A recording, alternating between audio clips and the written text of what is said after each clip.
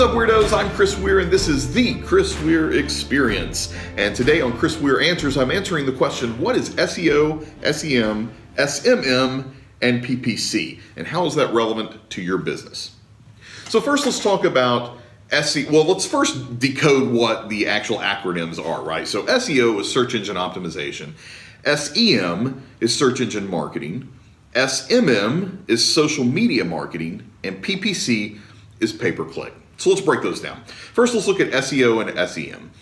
Search engine optimization and search engine marketing. As you would expect, they deal with search engines like Google, Yahoo, and Bing. And basically what we're doing is we're trying to optimize the content that we create on your website, your blog, whatever, the ads, whatever it is that we're doing digitally. We're trying to optimize that content and contextualize the delivery. In other words, we want to make the content most attractive to the right audience. Now, this is not a new concept, right? Marketing and advertising, we've always tried to create the best possible message and deliver it to the right audience.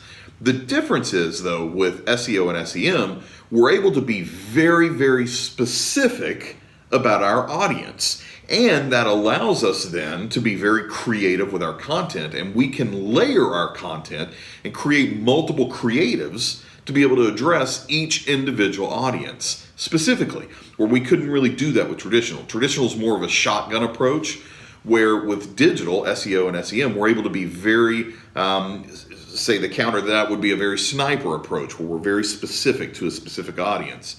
And ultimately what this ends up doing is it helps with budgeting. It makes our budgeting more effective and efficient, and we get a higher return on the investment that we're putting in toward the marketing. Now, the third one, SMM, social media marketing, deals specifically with your social platforms. Facebook, Twitter, Instagram, LinkedIn, YouTube, Snapchat, et cetera, right? Out of the 100 different social media platforms that exist today.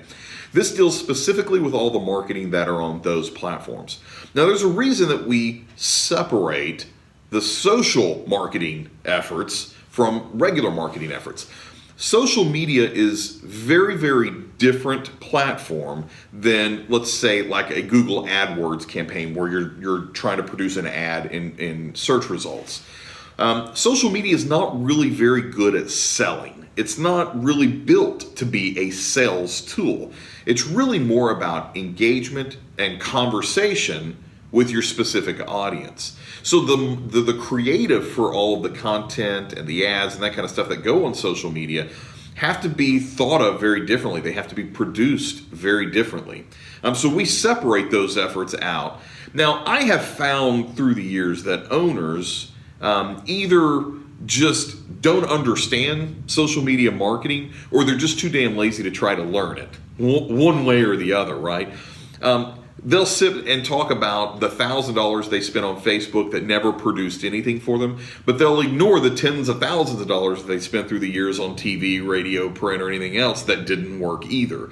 The bottom line is you're going to have campaigns that work, you're going to have campaigns that don't. And if you ran a campaign on social media that just simply didn't work, maybe it was the creative that didn't work. You've got to give it a better chance than just $1,000 effort. You wouldn't just run $1,000 on TV and it not necessarily produce anything and then throw your hands in the air and give up. That's just not enough attempt. It's not enough effort for the medium. Now, the last section is PPC, pay-per-click. Now, pay-per-click is basically just the type of ad that it's running. Now, for semantics' sake, PPC has become kind of the catch-all for most digital advertising, when it's not necessarily all pay-per-click.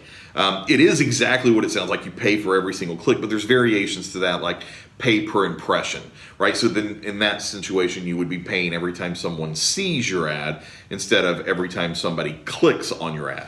Obviously, the cost of impressions is significantly less than the cost of a click, but also the conversion rate is obviously going to be a little bit lower too. So you gotta kind of balance that out a little bit, if you will.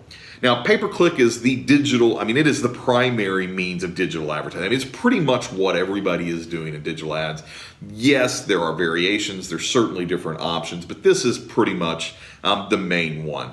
And it basically how it works is the pricing is based on the value of your keyword.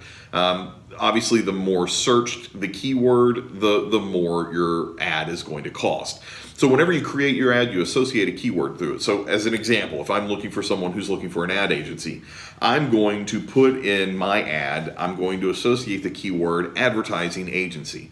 Now that keyword is going to be relatively expensive for me because anyone searching for an ad agency is going to use the phrase advertising agency. And there's a lot of ad agencies who want to put ads out there based on that keyword. So the competitiveness for that keyword, the competition for that keyword is higher, meaning the value of that is higher, opposed to if I used a phrase that might not be generally searched.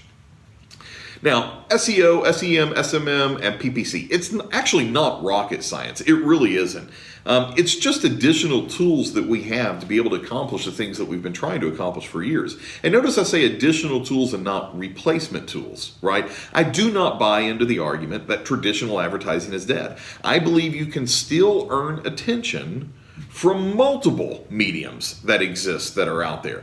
What I'm looking at, though, is what is the pricing for all that? What is the return on the investment that you make?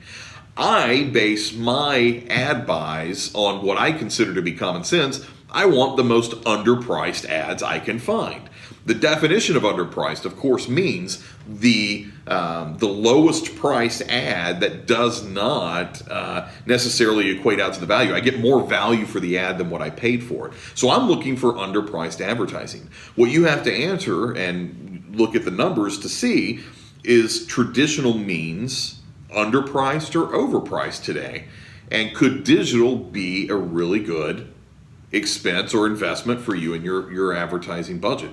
That's what you have to consider, and that's what you have to kind of look at in advertising today. So thanks so much for tuning in. Hopefully I helped somebody out and gave you a little bit more information than you might have had before. If you have more questions, don't hesitate to reach out, put in the comments, and we'll talk to you soon. Thanks.